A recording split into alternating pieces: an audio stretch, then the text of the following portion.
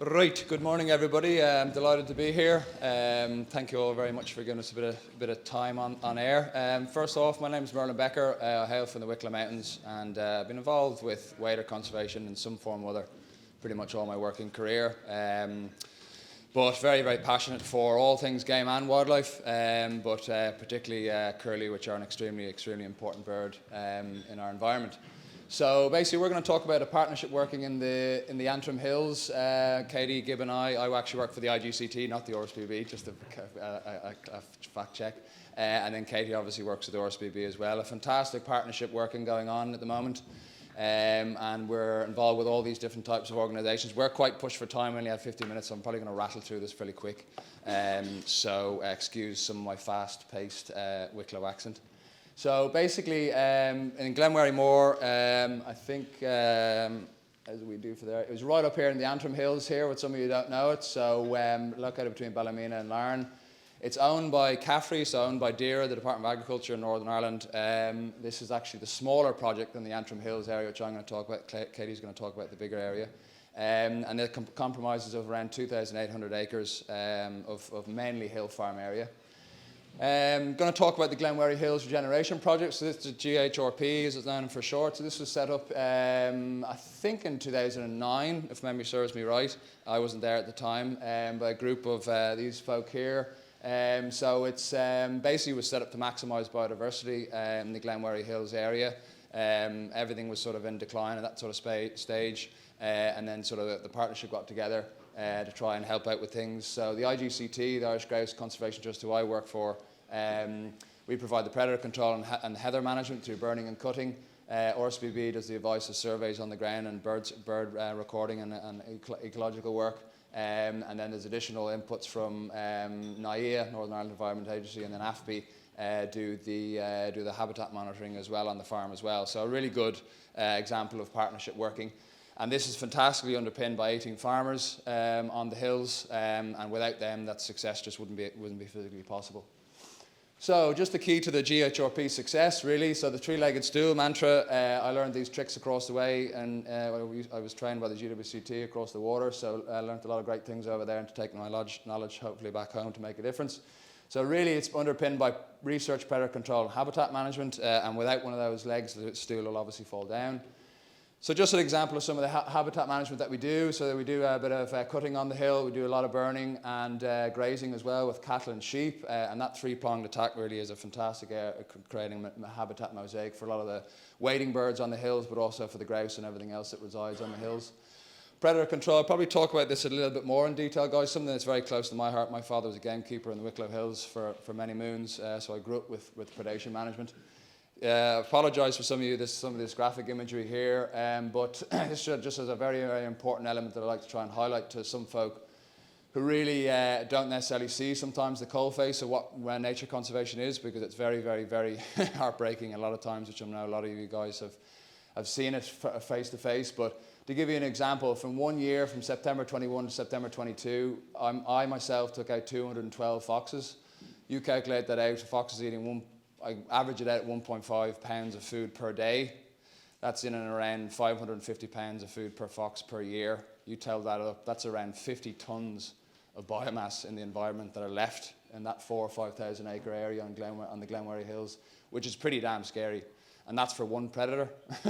So I find predation is a thing that's not really been looked at a massive amount, or certainly in my eyes not really enough, because there's a huge pressure on our environment here, not just from foxes. I'm just saying there's a huge weight of predators in the skies there as well. So to achieve some of the results that we've been seeing, Ireland's highest population of Irish hare, we have 60% of Northern Ireland's grouse population on the Glenwherry Hill area as well. This one here is very, very sad to see. A pair of curlew chicks that we actually was killed by a dog fox in the middle of the night on one of our rounds. But anyway, just going to need to rattle through because I need to make sure I leave plenty of time for Katie. So that's the hare population there on the hill, carried out by AFBI. Habitat monitoring done by AFBI as well. And this is a graph that Katie kindly gave to us for the breeding wader productivity on the farm. So we had 5 breeding pairs of lapping this year, 2 breeding pairs of curlew, and around maybe 15 odd breeding pairs of snipe on your graph, I think, was it? Or put you on the spot. Yeah, it's probably about 20. about 20. So really, really good, positive side of things. So it's a really good example of how things are working. So I'm going to quickly pass to Katie because I'm just very wary of time. Thank you. He also didn't mention that of those 2 curlew pairs, we got 7 chicks out. So absolutely amazing partnership work there. So very quickly, I was just going to roll this out further to the landscape scale work that we are doing up there. So this is our project site up here, which Gibb is part of, and we work with them. And then we work with about 100 farmers in this area. So this is 14,700 hectares of land that we monitor and we patrol. And as you can see here, it's this beautiful mosaic of upland habitat, which is the reason it is such an incredible biodiverse hotspot for our island. So I just wanted to look at the wader populations that we're dealing with. So the curlew numbers followed a lovely big decline, and then they've stabled out at about 40 pairs. Snipe have responded really well to the work that we've done over the last decade. Unfortunately, lapwing are our trouble children, and they are still declining. And I just wanted to point out that there has been a number of different projects, and so that comes with a number of different funding pots, and therefore a lot of different effort when it comes to surveying. We currently have 2 massive projects. We've got the RSPB Antrim Hills Curlew Initiative. This is a really incredible project that we've partnered with DERA. So I'm a group facilitator of an EFS hire group. So that is our agri-environmental scheme that we've got here in Northern Ireland. And it means that instead of working a farm by farm basis, I can look across the whole of the landscape and we can get the farmers in. The farmers are paid to farm in a more environmentally friendly way. And then I can come along and I can join up the whole of the landscape. So you can see there, everything in green is our farmers. And so we have about 4,000 hectares worth of this land. And then the other project we have up there is Curlew Life. This is a huge EU funding that the RSPB was awarded in 2020. It covers 5 different sites across the UK. The other site here in Northern Ireland is the reserve, and then also our advisory sites. So a huge part of that has been, so these 2 projects work really well together. So you've got the farmers who are getting paid to farm in a more environmentally friendly way, and then through Curlew Life, we've got this real hands-on conservation work coming through. So through that, we get predator control across 5,000 hectares of the site, and it's a huge effort which Merlin helps run.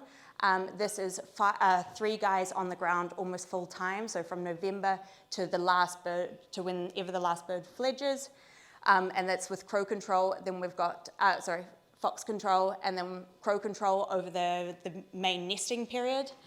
And then, and it's a pretty massive effort from the team. Curlew Life has also allowed us to start doing nest work. So we've got cameras. We're pretty good at finding our nests now. This year we got, out of the 37 pairs, we got 30 of the nests, and we fenced 27 of them. So it's a huge effort that we're putting in. Our fences are working really well. We're sitting at about a 96% hatch rate within the fencing. We've also done a lot of research. We've had a couple of master students come through, analysing all the data we're getting from the cameras that we're putting in. And we're just starting to learn a lot more about the actual ecology of our birds on site. This is the most exciting thing that I can really talk about, is the insane success that we have been having in the last 3 years. I just wanted to say that there is a lot of different, once again, a lot of different effort depending on which project we're looking at. But you can see here our pair count in blue is pretty stable. And then we've got hatching success, or percentage hatched in the purple, in the orange, and then in the yellow we have those juvenile numbers that we're making to fledge. So pretty incredible, unheard of numbers. Very briefly, I wanted to show you the productivity figures. So this red line here is the 0.5 figure that every curlew project is after. This indicates population stability. And this is population growth, and you can just see here we're just well above that now, so we have smashed it out. And wanted to very briefly touch on, yes, we're doing an amazing amount of predator control, but it's the fencing that's really getting the nests through. So you can see here that with its fence, we've got that 96% hatching rate. And yeah, these are the ones that were unfenced, so still very low numbers if they are not fenced. Right, very, very briefly, I will touch on a really amazing project through the EFS project that we've got going on. And this just shows how this project is working so well. So this is our lapwing numbers. So we were getting really good productivity figures out, but our numbers kept dropping. And it was really because we didn't have any nesting habitat left, really. So what we did is through a whole lot of our farmers came up for renewal for their plans for the EFS scheme. And we put in this network of lapwing fallow plots, and then we scaled up the nest protection fences around whole fields, and we got some pretty good results. This season just gone was its first year, so I'm hoping that there will be more uptake next season. But in the one field that they did use, we've got 9 lapwing in it, and we did not lose one nest to predation. And so, yeah, is this the turning of the tides? We're having incredible success with our nest protection fences. Over the last 3 years, we've had 152 juveniles fledge. Considering we're estimating there's 150 pairs left in Northern Ireland, this is just absolutely insane. And the juveniles have already started to return and wreak havoc. So we were talking about this last night. They're making us chase around the place. Yeah, that's great fun. And then moving forward, next year we are trialling nest detection dogs just to help find nests. And then we're also starting a colour ringing project. And this will just start to let us start to understand the population dynamics as those chicks return and enter into the breeding season, into the breeding population. And yes, we have an amazing amount of people working with us, but our main partner is the 100 farmers that we work with, and they are it's an absolute honour to work with them. They are key in everything we do. They do their own habitat management. They let me do whatever I want on their farms, which is, I just can't quite believe. We had some farmers of ours win the Nature Friendly Farmer Award because they had 12 chicks out on their land. You know, and then we run these workshops. Me and Merlin have done a couple together, and it's just an absolute incredible partnership that we have up there. And yeah, and that was one of our curlew chicks. But yeah, sorry if we went over time. Thank you. Very good. Lovely stuff. Thank you.